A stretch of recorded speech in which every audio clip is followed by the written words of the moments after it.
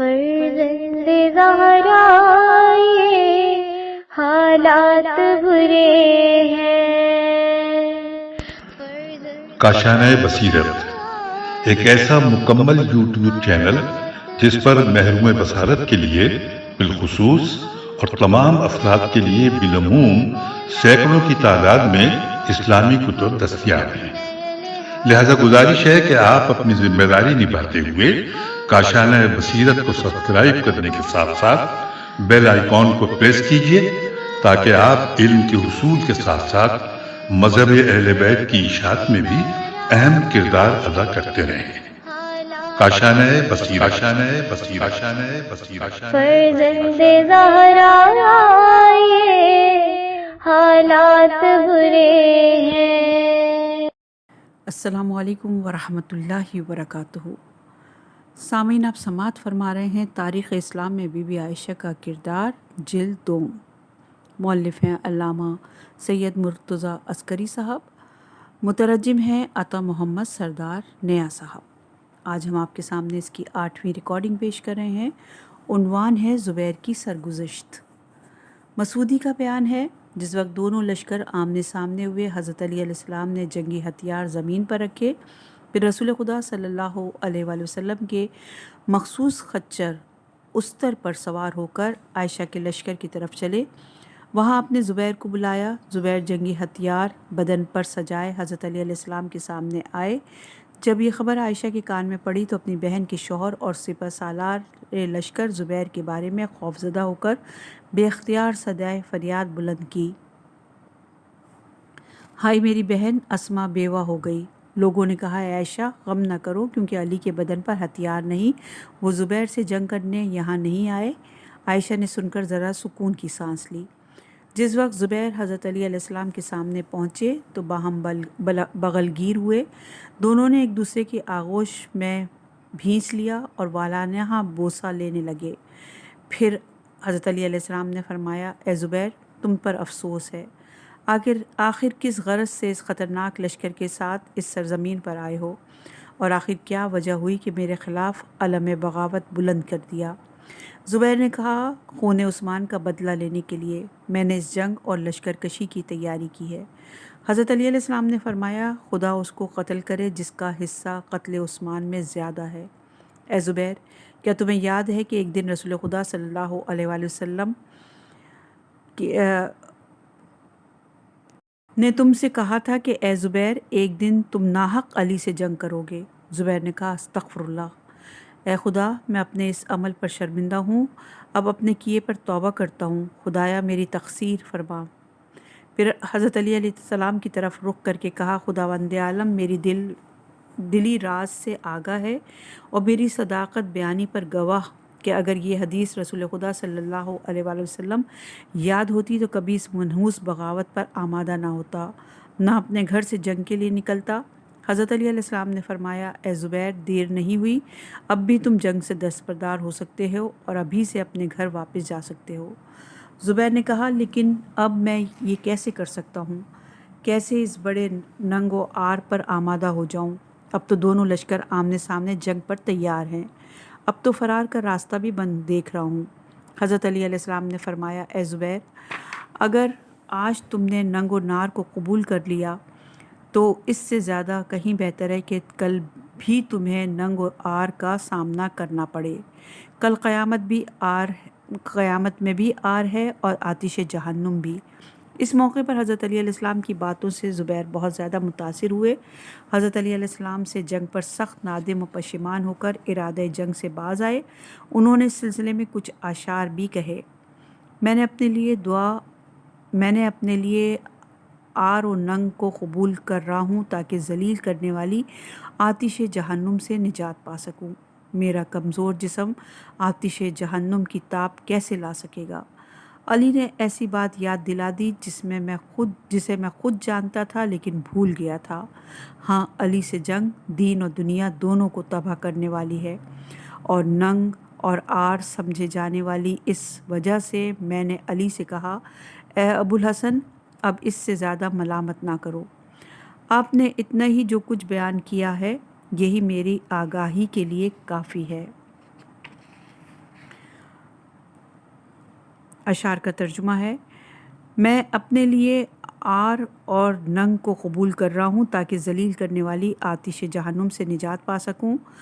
میرا کمزور جسم آتش جہنم کی تاب نہ لا سکے گا۔ علی نے ایسی بات یاد دلا دی جسے میں خود جانتا تھا لیکن بھول گیا تھا۔ ہاں، علی سے جنگ دین و دنیا دونوں کو تباہ کرنے والی ہے اور ننگ و عار سمجھے جانے والی۔ اس وجہ سے میں نے علی سے کہا: اے ابوالحسن، اب اس سے زیادہ ملامت نہ کرو۔ آپ نے اتنا ہی جو کچھ بیان کیا یہی میری آگاہی کے لیے کافی ہے۔ مسعودی نے آگے لکھا ہے کہ جب عبداللہ بن زبیر کو باپ کے ارادے کی اطلاع ہوئی تو اس نے کہا: اے بابا، اس حساس موقع پر مجھے کیسے چھوڑ رہے ہیں اور خود فرار کر رہے ہیں؟ زبیر نے کہا: اے بیٹا، علی نے ایسی بات یاد دلا دی جسے میں بھول چکا تھا، اس وجہ سے اب میں جنگ آگے نہیں بڑھا سکوں گا۔ عبداللہ نے کہا: اے بابا نہیں، جو کچھ آپ کہہ رہے ہیں صرف بہانہ ہے، بلکہ آپ تیز تلواروں سے ڈر گئے ہیں۔ فوج دشمن کے بلند نیزے، ان کے بہادر اور جنگجو جوان، ان سب کو دیکھ کر آپ خوف اور وحشت میں مبتلا ہو گئے، اسی وجہ سے آپ جنگ سے منہ پھیرا رہے ہیں۔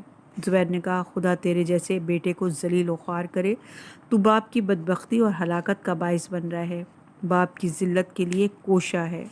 اور یہ روایت تاریخ اعظم مسعودی شرح نہج البلاغہ ابن ابی الحدید کی جلد نمبر 2 صفحہ نمبر 170 پر موجود ہے۔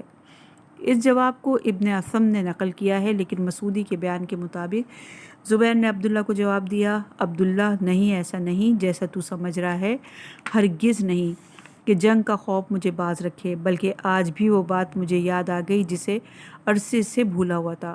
اس واقعے نے مجھے حضرت علی علیہ السلام سے جنگ نہ کرنے کی یاد دہانی کرا دی، اسی لیے میں نے جنگ نہ کرنے کا عار جہنم کی آگ کے مقابلے میں قبول کیا اور اپنے کو جنگ سے علیحدہ کر لیا۔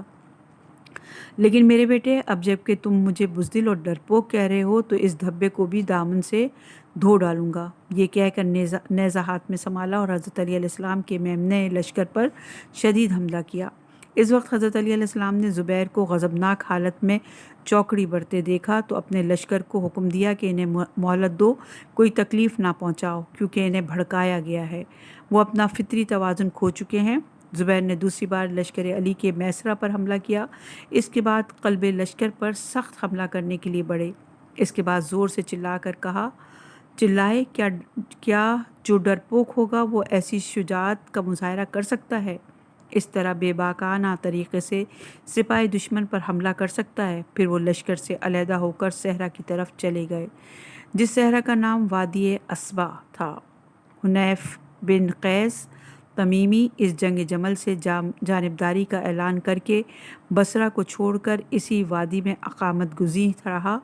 اس شخص نے اس سے کہا: اے حنیف، یہی زبیر ہے۔ حنیف نے کہا: مجھے زبیر سے کیا؟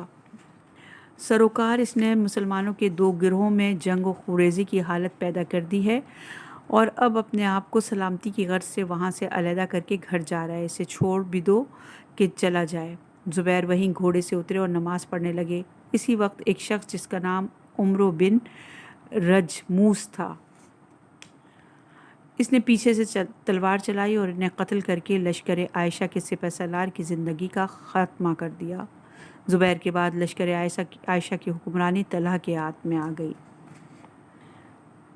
حاشیے میں تحریر ہے کہ مسعودی اور ابو مخنف لکھتے ہیں کہ جب عمرو بن جرموز نے زبیر کو قتل کیا تو انعام کے لالچ میں تلوار لیے حضرت علی کے پاس آیا۔ امام نے واقعے سے مطلع ہو کر فرمایا: باخدا صفیہ کا بیٹا ڈرپوک نہیں تھا، لیکن آج اس کی ایک غفلت و لغزش سے نے اسے ہلاک کر دیا۔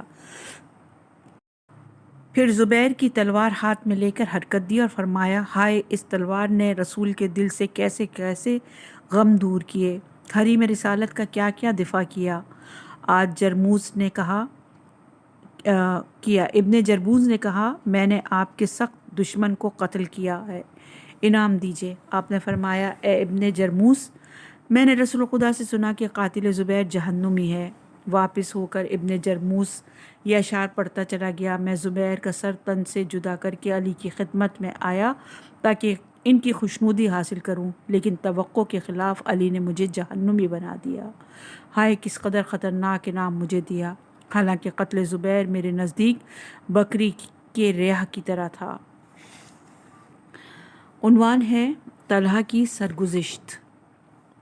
ابن عساکر بیان کرتا ہے کہ جنگ شروع ہونے سے قبل حضرت علی علیہ السلام نے طلحہ کو اپنے پاس بلا کر پوچھا، اے طلحہ، تجھے خدا کی قسم ہے، کیا تو نے رسول خدا صلی اللہ علیہ وآلہ وسلم کا یہ ارشاد نہیں سنا کہ من کنتم مولا فہذا علی مولا، جس کا میں مولا ہوں اس کا یہ علی مولا ہے۔ خدا یا جو اسے دوست رکھے تو اسے بھی دوست رکھ، اور جو اسے دشمن رکھے تو بھی اسے دشمن رکھ۔ طلحہ نے کہا، ہاں میں نے بھی سنا ہے اور مجھے اچھی طرح یاد ہے۔ تو حضرت علی نے کہا، تعجب ہے، اس کے باوجود تو مجھ سے جنگ کر رہا ہے۔ اس بارے میں طبری یوں لکھتے ہیں، جنگ شروع ہونے سے قبل حضرت علی علیہ السلام نے طلحہ سے ملاقات کی اور اس سے کہا، تو وہ شخص ہے جس نے اپنی زوجہ کو گھر میں بٹھا رکھا ہے اور زوجہ رسول کو میدان جنگ میں گھسیٹ لایا ہے، میری بیعت بھی توڑ دی۔ طلحہ نے حضرت علی علیہ السلام کے ان تمام اعتراضات کے جواب میں صرف ایک بات پر اکتفا کیا، یا علی، میں نے آپ کی بیعت اپنے اختیار سے نہیں کی تھی، بلکہ طاقت و تلوار نے مجھے بیعت پر مجبور کیا تھا۔ ابن عساکر اور ذہبی لکھتے ہیں کہ ابو رجا کا بیان ہے کہ میں نے طلحہ کو دیکھا کہ گھوڑے پر سوار ہو کر سپاہیوں کے درمیان چلا رہا تھا، اے لوگوں خاموش رہو، اے لوگوں میری بات سنو۔ طلحہ جتنا بھی چلا رہا تھا اتنا ہی ہاہوت اور ہنگامہ بڑھتا جا رہا تھا، کوئی اس کی بات سننے پر آمادہ نہ تھا۔ طلحہ نے لوگوں کی بے اعتنائی پر غصہ کیا، تف ہے ان بھیڑیا صفت لوگوں پر جو آتش جہنم کے پروانے ہیں۔ تاریخ ابن عاصم میں کہا کہ طلحہ نے اپنے لشکر والوں سے چلا کر کہا، یا ابا عبداللہ، اے بندگان خدا، صبر کرو، صبر اور استقامت کا مظاہرہ کرو، کیونکہ صبر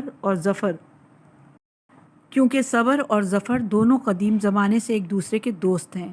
استقامت اور کامرانی ہمیشہ ایک دوسرے کے ساتھ رہی۔ فتح اسی کو حاصل ہوتی ہے جس کے پاس صبر و استقامت ہو۔ جو لوگ سختیوں و مصیبتوں پر صبر کرتے ہیں وہی بہترین اجر سے سرفراز ہوتے ہیں۔ ابو مخنف لکھتا ہے کہ جندب بن عبداللہ کا بیان ہے کہ میں نے جنگ جمل میں طلحہ اور اس کے ساتھیوں کو حضرت علی علیہ السلام سے جنگ کرتے ہوئے دیکھا۔ ان کے جسم پر بہت زیادہ زخم تھے، وہ لوگ بھاگنے پر آمادہ تھے۔ ایک ایک کر کے طلحہ کے سپاہی فرار کرنے لگے، پیچھے ہٹنے لگے۔ طلحہ کو سب سے زیادہ زخم آئے تھے، تلوار ہاتھ میں لیے چلا رہا تھا، اے بندگان خدا، استقامت دکھاؤ، صبر و شکیب کا مظاہرہ کرو، کامیابی صبر سے وابستہ ہے، اجر و ثواب استقامت میں ہے۔ عنوان ہے طلحہ کیسے قتل ہوئے۔ یعقوبی، ابن عساکر، ابن عبدالربا، ابن عبداللہ استیاب میں اور ابن اثیر کامل میں اور ابن حجر اسقلانی اس طرح لکھتے ہیں کہ جب حضرت علی علیہ السلام اور طلحہ کا لشکر مشغول کارزار ہوا، لشکر عائشہ کا ایک سردار مروان بولا، میں اگر آج موقع سے فائدہ اٹھا کر قاتل عثمان سے انتقام نہ لوں تو کب یہ موقع حاصل کر سکوں گا۔ یہ کہہ کر اس نے ایک تیر اپنے سپہ سالار طلحہ کی طرف چلایا جو ٹھیک طلحہ کے زانو پر لگا اور پیر کی رگ پر پیوست ہو گیا اور فوارے کی طرح خون بہنے لگا۔ اس طرح مروان کے ہاتھوں طلحہ کے ہنگاموں سے بھرپور زندگی کا خاتمہ ہو گیا۔ طبقات ابن سعد میں لکھا ہے کہ طلحہ خود بھی یہ خاص بات یعنی یہ نکتہ سمجھ گئے تھے کہ وہ کاری اور قاتل زخم خود انہی کے ساتھیوں کی طرف سے آیا تھا۔ زندگی کے آخری لمحوں میں کہنے لگے، خدا کی قسم، جو تیر میرے پاؤں میں پیوست ہوا وہ لشکر علی کی طرف سے نہیں آیا تھا۔ مسعودی قتل طلحہ کے سلسلے میں لکھتا ہے، مروان نے اثناء جنگ میں طلحہ کو اپنے سے غافل دیکھا تو اسے انتقام عثمان کا خیال آیا اور بولا کہ خدا کی قسم، میرے لیے کوئی فرق نہیں کہ میں لشکر علی کی طرف تیر اندازی کروں یا طلحہ کے سپاہیوں کی طرف۔ یہ کہہ کر اس نے اپنے ساتھی طلحہ کی طرف تیر چلایا جس سے طلحہ کے بازو کی رگ کٹ گئی، اس سے خون کا فوارہ بہنے لگا، اسی زخم کی وجہ سے طلحہ کی جان گئی۔ ابن سعد نے بھی اس واقعے کی یوں تشریح کی ہے کہ مروان کی آنکھ نے جنگجو سواروں کے درمیان دیکھا کہ طلحہ کی ذرہ میں شگاف ہے، اسی سے اس کو نشانہ بنا کر تیر چلا دیا۔ اس تیر نے اپنا کام کیا اور وہ قتل ہو گئے۔ بعض مورخین نے لکھا ہے کہ مروان نے طلحہ کو درمیان لشکر انتہائی حساس حالت میں دیکھ کر کہا، خدا کی قسم، یہ شخص عثمان کا بدترین دشمن اور قاتل تھا۔ میں تو عثمان کے خون کا بدلہ لے رہا ہوں، کیا اچھا ہو کہ اصلی قاتل کو قتل کر ڈالوں اور جن لوگوں پر ناحق الزام لگایا جا رہا ہے انہیں نظر انداز کر دوں۔ یہ کہہ کر تیر کمان میں جوڑ کر طلحہ کی طرف چلایا اور اسے قتل کر دیا۔ مستدرک حکم تاریخ ابن اسکار اور اسد الغابہ میں ہے کہ جس وقت مروان نے طلحہ کو قتل کیا، اس نے عثمان کے فرزند آبان کی طرف رخ کر کے کہا، اے آبان، تمہارے باپ کے قاتل کو کیفر کردار تک پہنچا کر تمہارا دل ٹھنڈا کر دیا۔ ابن اسم نے قتل طلحہ کی داستان ذرا تفصیل سے بیان کی۔ جنگ کے درمیان مروان نے اپنے غلام سے کہا، مجھے بڑی حیرت ہے کہ یہ طلحہ ایک دن بدترین دشمن عثمان تھا، لوگوں کو ان کے قتل پر ابھارتا تھا، ان کا خون بہانے میں کوشاں تھا، یہاں تک کہ انہیں قتل کر ڈالا، اور آج ان کی طرفداری اور انتقام کے لیے کھڑا ہے، ان کے دوستوں اور فرزندوں کے ساتھ ہے۔ پھر کہا، میں اس متولن اور منافق کو قتل کرنا چاہتا ہوں تاکہ مسلمان اس کی شرارت سے باز آ جائیں اور نجات پا جائیں، ان بیچارے لوگوں کے سر سے اس کا منحوس سایہ کم ہو۔ اے غلام، تو میرے سامنے آ کر مجھے اپنی آڑ میں لے لے، اگر تو نے اچھی طرح یہ کام نبھایا تو تیرا بہت شکر گزار رہوں گا، اس کے بدلے تجھے آزاد کر دوں گا۔ مروان کے غلام کو اپنی آزادی سے سب سے زیادہ پیاری تھی، اس نے اپنے کو مروان و طلحہ کی اوٹ میں کر لیا۔ اسی وقت مروان نے ایک زہر میں بجھائے ہوئے تیر کو کمان میں جوڑا، طلحہ کا نشانہ بنایا اور ان کی ران زخمی کر دی۔ مورخین کا بیان ہے کہ جب طلحہ نے اس زخم سے اپنی کمزوری بڑھتی دیکھی تو اپنے غلام سے کہا، کم سے کم مجھے ایک درخت کے سائے میں لے کر چل تاکہ سورج کی تیزی گرمی سے نجات ملے۔ غلام نے کہا، اے امیر، اس بیابان میں دور دور تک کہیں سایہ نہیں، میں آپ کو کہاں اٹھا کر لے جاؤں؟ اس وقت طلحہ نے بجھی حالت میں حسرت سے کہا، سبحان اللہ، قبیلہ قریش میں مجھ سے زیادہ بیچارہ کوئی نہ ہوگا، ہائے میرا خون رائے گیا اور میرا قاتل لامعلوم ہے۔ اے خدا، یہ منحوس اور سوزش سے بھرپور تیر کدھر سے آیا تھا؟ اس نے تو میری دنیا اندھیر اور زندگی تباہ کر دی۔ یہ تیر دشمن کی طرف سے نہیں آیا تھا، کیا کروں کہ میری تقدیر میں یہی لکھا تھا۔ مدانی کا بیان ہے کہ جب مروان کا تیر طلحہ کے پیر میں لگا تو اس نے اپنے کو میدان سے علیحدہ کر لیا اور ایک مناسب اور محفوظ جگہ پر اپنے کو ڈال دیا کہ وہاں آرام کر سکے۔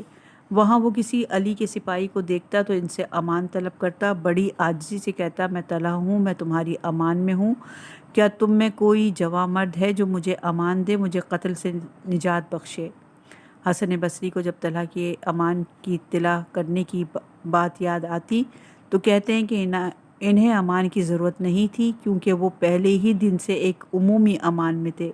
حضرت علی نے اپنے سپاہیوں سے قبل جنگ ہی عام اعلان کر دیا تھا کہ زخمیوں کو قتل نہ کیا جائے۔ مورخین کا بیان ہے کہ طلحہ اپنے ساتھی مروان کے ہاتھوں قتل ہوئے اور ان کا جسد میدان بصرہ کے مقام صبغہ میں دفن ہوا۔ ابن عبد ربہ، ابن عبد البر اور ذہبی کا بیان ہے کہ لشکر عائشہ میں سب سے پہلا طلحہ قتل ہوئے۔ طلحہ ہی زبیر کی کنارہ گیری کے بعد لشکر کے سپہ سالار تھے۔ جی ہاں، لشکر عائشہ کے دوسرے سپہ سالار اس طرح قتل ہوئے، لیکن اس سپہ سالار کے قتل کے بعد بھی فوج عائشہ میں ذرا ہراس نہ تھا کیونکہ اس فوج کا پرچم وہ اونٹ تھا جس پر عائشہ کا ہودج رکھا ہوا تھا، لشکر کے آگے آگے چل رہا تھا۔ قتل طلحہ کے بعد لشکر کی توجہ زیادہ مرکوز ہو گئی اور جنگ میں شدت بھی آ گئی۔ یہ روایت طبری کی جلد نمبر 5 صفحہ نمبر 204، یعقوبی کی جلد نمبر 2 صفحہ نمبر 158، تاریخ ابن اسم تہذیب، تاریخ بن عساکر استیاب اصابہ جلد نمبر 2 صفحہ نمبر 222، عقد الفرید جلد نمبر 4 صفحہ نمبر 321، مدانی بحوالہ شرح نہج البلاغہ کی جلد نمبر 2 صفحہ نمبر 421 پر موجود ہے۔ عنوان ہے، آخری جنگ شروع ہوئی۔ جنگ جمل چند چھوٹی بڑی جھڑپوں سے تشکیل پائی۔ نمبر 1، لشکر عائشہ بصرہ میں وارد ہوا تو اس کے اور گورنر بصرہ کے درمیان جنگ ہوئی۔ اس جنگ میں گورنر بصرہ کو فتح نصیب ہوئی، آخرکار صلح کے بعد ختم ہوئی۔ نمبر 2، لشکر عائشہ نے معاہدہ صلح رون ڈالا۔ ایک انتہائی تاریک رات میں مسجد، بیت المال اور دارالامارہ پر حملہ کر کے ایک دوسری جنگ شروع کی۔ اس موقع پر لشکر عائشہ کو فتح ملی۔ اس طرح حضرت علی علیہ السلام کے گورنر کو बसरा गवर्नर को बसरा से निकाल कर बसरा पर कब्ज़ा कर लिया गया। नंबर 3, हकीम बिन हबला जो बसरा के मशहूर बुज़ुर्ग थे। जब लश्कर आयशा की ज़्यादती और मुआहदा शिकनी सुनी तो अपने कबीले वालों के साथ इनसे जंग पर तैयार हो गए। इस तरह तीसरी जंग शुरू हुई। इसमें भी बज़ाहिर लश्कर आयशा को फ़तह मिली। हकीम बिन हबला के कत्ल होने पर इस जंग का ख़ात्मा हुआ। नंबर 4, एक दूसरी जंग हुई जिसे आखिरी और सबसे बड़ी जंग जमल कहना चाहिए। ये जंग उस वक्त शुरू हुई जब हज़रत अली अलैहिस्सलाम बसरा में वारिद हुए। इस जंग में लश्कर आयशा को बदतरीन शिकस्त का सामना करना पड़ा। इस जंग में आम दस्तूर के मुताबिक परचम नहीं था। इनका परचम वही आयशा का ऊँट था जो लश्कर के आगे आगे चल रहा था। ये रिवायत तारीख़ बिन असम सफ़ा नंबर 176, शरह नहजुल बलागा इब्न अबी अल हदीद जिल्द नंबर 2 सफ़ा नंबर 81 में मौजूद है। इसकी हरकत से आयशा की फ़ौज में रूह और तवानाई दौड़ जाती थी। जब तक वो ऊँट खड़ा रहा फ़ौज आयशा में ज़रा भी कमज़ोरी और ज़ौफ़ नहीं देखा गया। बग़ैर किसी खौफ व हरास और इस्तिराब के लश्कर अली से जंग करता रहा। आयशा इस ऊँट पर सवार थी और फ़ौज को अहकामात सादिर कर रही थी, हमला करने का हुक्म दे रही थी। हज़रत अली ने जब ये सूरत हाल देखी तो आपने भी अमामा मुश्की को सर पर रखा। यहाँ हाशिए में लिखा है कि ये वही अमामा है जिसे रसूल खुदा ने हज़रत अली को अता फरमाया था और इसका नाम सहाब था। इसके बारे में ज़्यादा तौज़ी मौलिफ़ की किताब अब्दुल्ला बिन सबा में देखी जा सकती है। इस अमामे को सर पर रखा और अपने लश्कर को तैयार होने का हुक्म दिया। परचम को अपने फ़र्जंद मोहम्मद हनफिया के हवाले किया। मोहम्मद हनफिया का बयान है कि मेरे बाबा अली ने जंग जमल में अलम मेरे हवाले किया। आपने मुझे हमला करने का हुक्म दिया। मैंने कदम आगे बढ़ाया लेकिन अपने सामने लोहे, नेज़ों और घोड़ों की दीवार देखी तो कदम रुक गए। मेरे बाबा ने दोबारा मुझसे फरमाया, तेरी माँ तुझ पर रोए, आगे बढ़। मैंने पलट कर खिदमत में अर्ज़ की, कैसे आगे बढ़ूं क्योंकि लोगों ने मेरे सामने नेज़ों तलवारों की दीवार खड़ी कर रखी है। मोहम्मद हनफिया का बयान है कि अभी बात यहीं तक पहुंची थी कि किसी ने इस तेज़ी से झपट कर मेरे हाथ से परचम ले लिया कि मैं इसे पहचान न सका। इधर इधर देखा तो यकबारगी मुतवज्जो हुआ कि परचम मेरे बाबा अली के हाथ में है। फ़ौज के आगे आगे सिपाही दुश्मन पर हमला कर रहे हैं और ये रिज्स पढ़ रहे हैं, ए आयशा मेरी नेकियां मेरे और पिछले सलूक ने तुझे मगरूर बना दिया है, यहाँ तक कि तू मुझसे बगावत पर आमादा हो गई है। आयशा मगरूर मत हो, ये लोग जो तेरे इर्द गिर्द हैं ये तेरे दुश्मन हैं जो दोस्ती के लिबास में हैं। आयशा तेरे लिए मौत और सरफगंदगी इससे बेहतर है कि मुसलमानों और अपने बेटों के दरमियान जंग और खूरेज़ी भड़का रही है। उन्वान है कहानी काब बिन सौर की, आयशा के अव्वलीन लजाम बरदार। ऊँट की लजाम काब के हाथ में थी। जैसे कि मैंने बयान किया कि आयशा की फ़ौज का परचम इनका ऊँट था। जो भी इसकी लजाम थाम लेता वो लश्कर का अलमबरदार समझा जाता और अपने इस ओहदे पर फ़ख्र और नाज करता और इसे अजीम मर्तबा समझता। ये मनसब सबसे पहले काजी बसरा काब बिन सौर को मिला और यहाँ हाशिए में लिखा है कि काब बिन सौर कबीला अज़द के फ़र्द थे। ज़माने रसूल में इस्लाम कबूल किया लेकिन हज़रत की सोहबत नहीं पाई। इस्तियाब में है कि एक दिन काब उमर के पास बैठे थे कि एक औरत ने आकर कहा, ए उमर, मेरा शौहर दुनिया का सबसे बड़ा आबिद और जाहिद है। वो रात भर इबादत करता है और दिन भर रोज़े रखता है। उमर ने यह सुनकर इसके शौहर की तारीफ़ की और इसके लिए मग़फ़िरत तलब की। औरत को शर्म आई कि इससे वाज़िब अपनी बात कही और अंदरूनी बात बयान की। काब ने उमर से कहा, ए खलीफा, वो औरत आपके पास इसलिए आई थी कि आपकी खुशनुदी हासिल करे। इसका मकसद था कि वो नमाज रोज़े करता है और हक़ के ज़ौजियत अदा नहीं करता। उमर ने काब की बात सुनी तो चौंक पड़े। हुक्म दिया औरत को हाजिर किया जाए। तहकीक से मालूम हुआ कि इस औरत का मकसद यही था। उन्होंने काब के मामला फहमी देख कर इस औरत का फ़ैसला इन्हीं के हवाले कर दिया। काब ने कहा, ये मर्द अपने औकात 4 हिस्सों में बांट दे। एक हिस्सा अपनी बीवी बच्चों से मखसूस करे, बकिया औकात इबादत और दूसरे कामों में सर्फ करे। इस फैसले से उमर को बड़ी हैरत हुई, इसीलिए शहर बसरा का इन्हें जज बना दिया, यहाँ तक कि वो जंग जमल के दिन कत्ल हुए।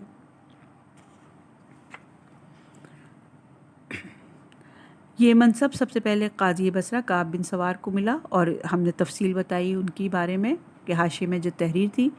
جنگ شروع ہوئی اور بتدریج گرم تر ہوتی گئی۔ اس موقع پر کعب بن سور نے قرآن گردن میں حمائل کیے، ہاتھ میں عصا، دوسرے ہاتھ میں اونٹ کی لجام تھامے ایک عجیب اور مضحکہ خیز حالت میں لشکر کے آگے آگے چلنے لگے۔ اتفاقاً کسی نامعلوم شخص کا تیر انہیں لگا، اسی تیر سے وہ لڑکھڑائے۔ اس طرح عائشہ کے پہلے لجام بردار، یا یوں کہیے کہ اولین علم بردار، اپنے خون میں نہا کر جان آفرین سپرد کر بیٹھے۔ کعب بن سور کون تھے؟ کعب بن سور خلیفہ دوم عمر کے زمانے میں قاضی بصرہ ہوئے اور اس منصب پر جنگ جمل کے دن تک باقی رہے۔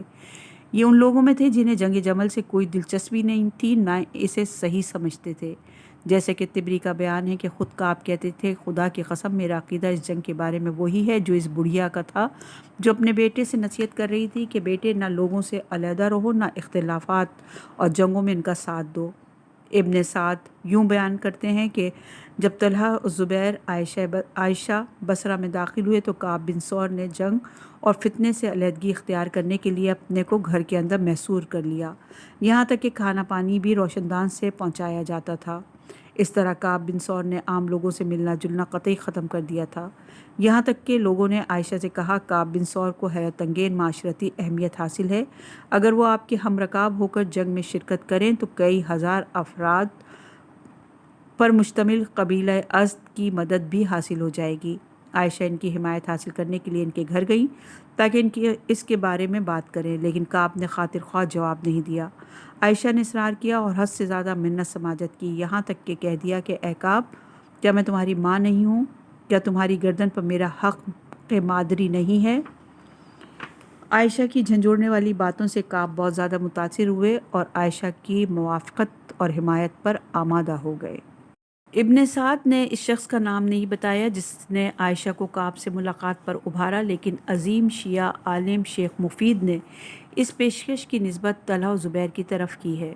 ان کا بیان ہے کہ منجملہ ان قبائل کے جنہوں نے طلحہ و زبیر کی بیعت نہیں کی ایک قبیلہ ازد بھی تھا، کیونکہ کعب بن سور جو قاضی بصرہ اور قبیلہ ازد کا رئیس بھی تھا، اس نے طلحہ و زبیر کی بیعت نہیں کی۔ قبیلہ ازد والوں نے کعب کی پیروی کرتے ہوئے ان کی بیعت نہیں کی۔ طلحہ و زبیر نے کسی کو کعب کے پاس بھیج کر حمایت کرنے کی درخواست کی، لیکن کعب نے انکار کرتے ہوئے کہا، آج ہمارا برتاؤ یہ ہوگا کہ دونوں لشکروں سے علیحدہ رہوں گا، نہ تمہاری حمایت میں اقدام کروں گا، نہ مخالفت میں اقدام کروں گا۔ طلحہ و زبیر نے کعب کی بات نہیں مانی، انہوں نے باہم رائے قائم کی، ہمیں کعب کو غیر جانبدار نہیں رہنے دینا چاہیے، انہیں اپنی حمایت پر آمادہ کرنا چاہیے تاکہ اس کی طاقت سے استفادہ کیا جا سکے۔ اگر وہ علیحدہ رہا اور قبیلہ ازد کے تمام افراد علیحدہ رہیں گے، اسی وجہ سے طلحہ و زبیر کعب کے گھر گئے اور ملاقات کی اجازت مانگی۔ کعب نے انہیں اجازت نہیں دی۔ طلحہ و زبیر واپس آ کر عائشہ کے پاس گئے اور ان سے اس خطرناک مسئلے کے بارے میں سمجھا کر رائے دی کہ خود وہیں جا کر اس کی حمایت طلب کریں۔ عائشہ نے پہلے کعب کے یہاں جانا مناسب نہیں سمجھا اور ایک شخص کو بھیج کر ملاقات کے لیے بلایا۔ کعب نے عائشہ کی دعوت ٹھکرا دی اور ملاقات سے انکار کیا۔ جب طلحہ و زبیر نے یہ صورتحال دیکھی تو عائشہ کو اس بات پر آمادہ کیا کہ وہ خود ہی کعب کے گھر پر چلیں۔ انہوں نے کہا، ہے عائشہ، اگر کعب نے ہماری حمایت نہیں کی تو یہ بات طے ہے کہ بصرہ کا سب سے بڑا قبیلہ ازد ہماری حمایت نہیں کرے گا۔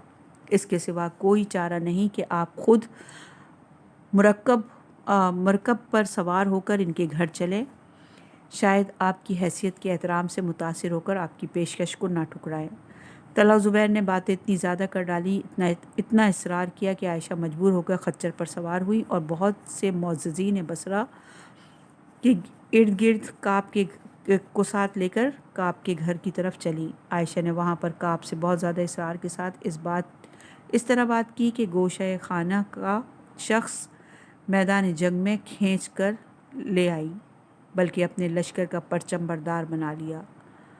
مبرد نے کامل میں لکھا ہے کہ جنگ جمل کے دن کعب نے قرآن گردن میں حمائل کر کے اپنے 3 یا 4 بھائیوں کے ساتھ لشکر عائشہ میں شمولیت اختیار کی، دل و جان سے جنگ کرتے کرتے قتل ہوئے ان کی ماں لاش پر آ کر یہ اشعار پڑھنے لگی: اے آنکھ، بہت زیادہ آنسوؤں کی بارش کر ان جوانوں پر جو عرب کے بہت مشہور شہ سوار تھے، ایسے جوان جنہیں یہ تمیز نہیں تھی کہ اس جنگ میں قریش کے 2 امیروں میں سے کون فتح یاب ہوگا، علی کامیاب ہوں گے یا طلحہ اور اس کے ساتھی۔ ان جوانوں کی ماں نے اپنے اشعار میں یہ سمجھانا چاہا کہ کعب اور اس کے بھائی دل سے تو غیر جانبدار تھے، لیکن عائشہ کے اصرار نے انہیں میدان جنگ میں گھسیٹا اور موت کے منہ میں دھکیل دیا۔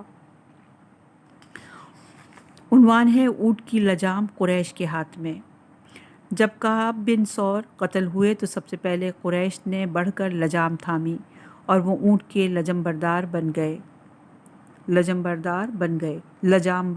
گئے۔ انہی میں ابو جہل کا نواسا عبد الرحمن بن عتاب بھی تھا۔ اس نے لجام تھام لی اور اونٹ کو کھینچتا پھر رہا تھا اور جنگ کرتے ہوئے یہ رجز پڑھ رہا تھا: میں ہوں عتاب کا فرزند، میری تلوار کا نام بلول ہے، اس اونٹ کی راہ میں قتل ہونا میرے لیے باعث فخر اور مایہ شرافت ہے۔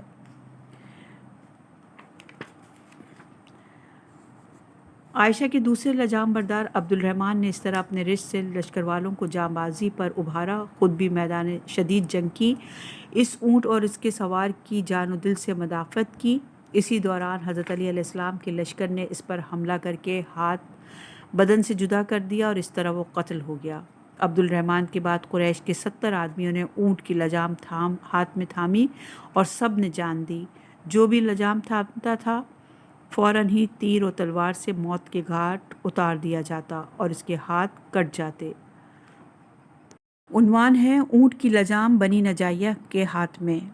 قریش کے بعد خاندان نجاریہ آگے بڑھا اور سبقت کر کے لجام تھام لی۔ عائشہ کا طریقہ یہ تھا کہ جو بھی لجام تھامتا اسے پہچاننے کے لیے سوالات کرتی: یہ کون ہے، کہاں کا رہنے والا ہے، اس قبیلے سے ہے۔ جب خاندان ناجیہ نے لجام تھامی تو عائشہ نے پوچھا: یہ کون لوگ ہیں، کس قبیلے سے ہیں جنہوں نے لجام تھام لی؟ کہا گیا: بنی نجاریہ سے۔ عائشہ نے انہیں تشویق دلاتے ہوئے کہا: صبر و استقامت دکھاؤ، جم کر لڑو، کیونکہ میں تمہارے قبیلے میں غیرت و شجاعت دیکھ رہی ہوں، تم تو قریش سے ہو۔ عائشہ نے یہ جملہ اس حساس موقع پر اس لیے کہا کہ بنی نجاریہ کا قریش کے قبیلے سے ہونے کے بارے میں اختلاف ہے۔ بعض ماہرین انساب انہیں قبیلہ قریش سے نہیں مانتے، اور اس میں حاشیے میں لکھا ہے کہ بنی ناجیہ کے قریشی ہونے پر علماء انساب میں اختلاف ہے۔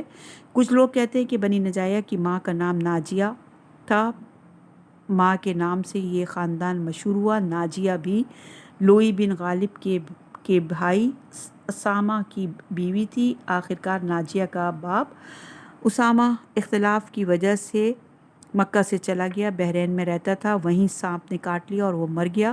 کچھ دوسرے ماہرین کہتے ہیں کہ بنی ناجیہ قریش سے نہیں ہے، کیونکہ ناجیہ اگرچہ سامہ بن لوئی قریشی کی بیوی تھی، لیکن سامہ اس کا لڑکا نہیں تھا۔ اس نے دوسرے مرد بحرینی سے شادی کی تھی جس کا نام حارث تھا، وہ بچپن میں یتیم ہو گیا۔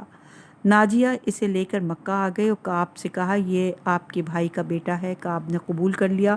اتفاقاً ایک بحرینی نے آ کر سارا واقعہ بیان کیا تو حارث نے چچا کی مخالفت کی وجہ سے بحرین واپس گیا، اسی لیے وہ قریشی نہیں ہے۔ اور یہ روایت ہے اغیانی جلد نمبر 10 اور صفحہ نمبر 203 پر، اور شرح نہج البلاغہ کی جلد نمبر 3 صفحہ نمبر 120 اور 121 پر بھی۔